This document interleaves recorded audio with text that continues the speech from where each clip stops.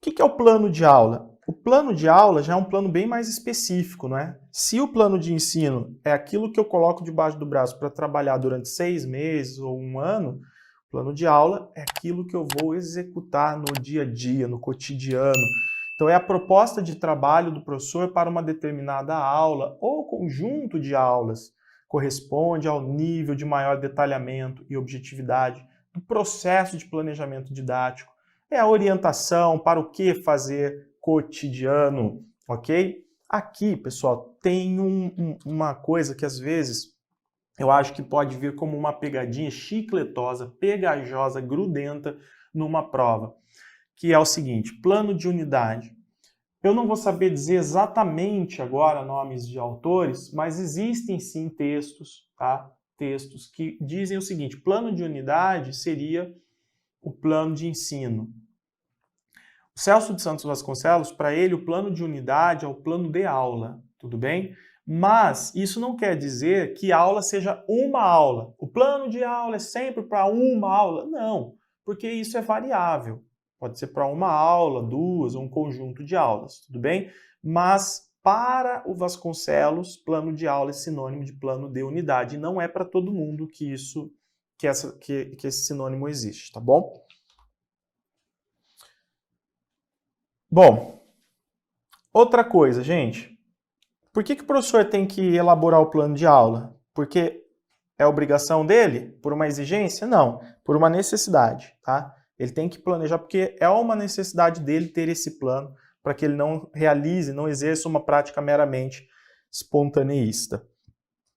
Então ele envolve também a mesma coisa, a análise da realidade, a projeção de finalidades e as formas de mediação.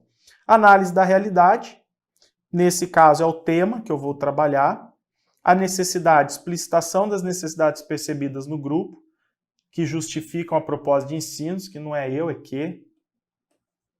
Então, o professor ele tem controle do processo. O professor ter controle do processo é eu acompanho os meus alunos de tal forma que eu sei, por exemplo, se é a hora de começar um conteúdo novo ou de voltar um pouquinho e retomar alguns aspectos antes, para dar prosseguimento ao conteúdo.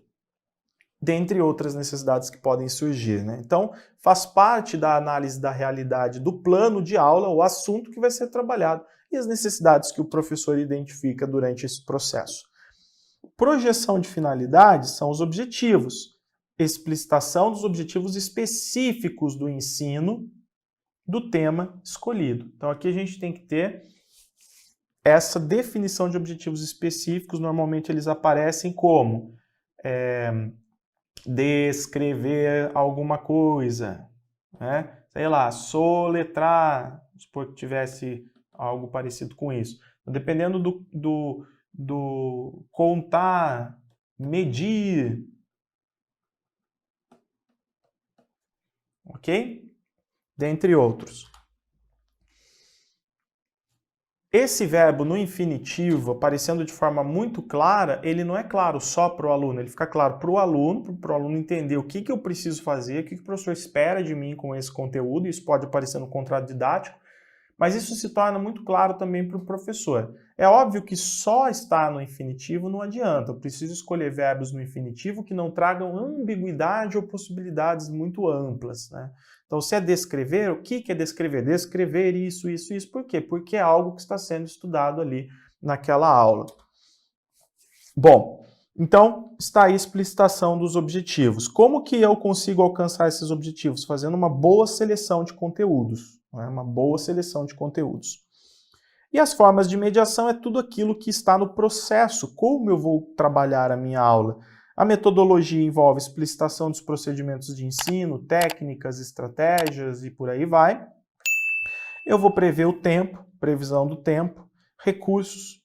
Né? Então, eu vou trabalhar com texto, recurso audiovisual, material.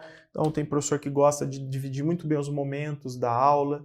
Então eu vou trabalhar um texto, vou fazer uma leitura, vou apresentar um vídeo, daí a gente vai fazer um debate, aí nós vamos dar uma reforçada no conteúdo, fazer um exercício, e depois nós vamos para não sei o que, e aí vai sendo construído o conhecimento, e aquele conteúdo vai sendo trabalhado de diversas formas. Não é?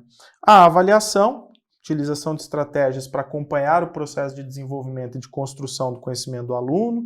Depois a gente fala em outra aula sobre avaliação e tarefa, indicação de atividades que serão propostas para serem feitas fora da sala, que é a tarefa mesmo, tarefa de casa, né, que é para o aluno aprofundar, se aprofundar no conteúdo também, e obviamente ajudar o aluno, né, a construir representações mentais sobre o conteúdo que ele está estudando.